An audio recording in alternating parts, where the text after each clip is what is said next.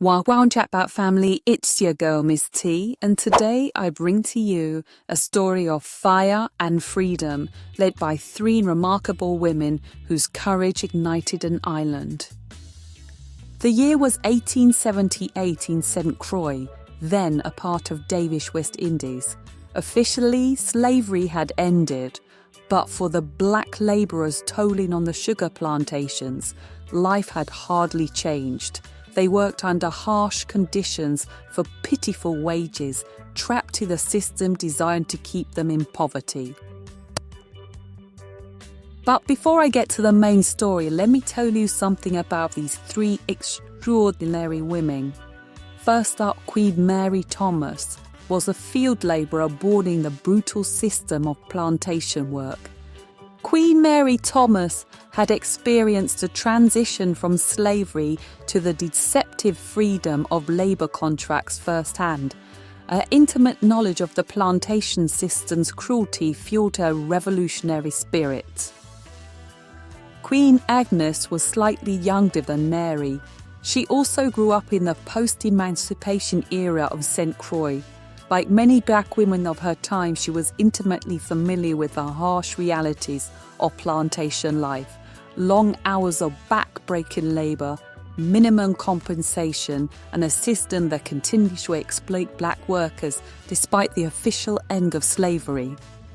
Queen Matilda was often described as a powerful organiser. She came from the same working-class background. These women were not aristocrats or educated elites, but working-class black women who understood the daily struggles of their community with profound clarity. On October 1st, the spark was lit. These women, along with hundreds of labourers, launched a rebellion that would become one of the most significant uprisings in the Caribbean. They marched from plantation to plantation, setting sugar mills ablaze. Estate houses burned, stores were destroyed, and Frederiksted itself was consumed by fire. Half the city was gone. But this wasn't a mindful destruction. No, this was a declaration, a fierce cry for dignity and justice. They had been denied their humanity for too long, and they would no longer endure it in silence. Today their names live on, not as criminals but as heroes. Queen Mary, Queen Agnes, Queen Matilda, the rebel queens of St. Croix.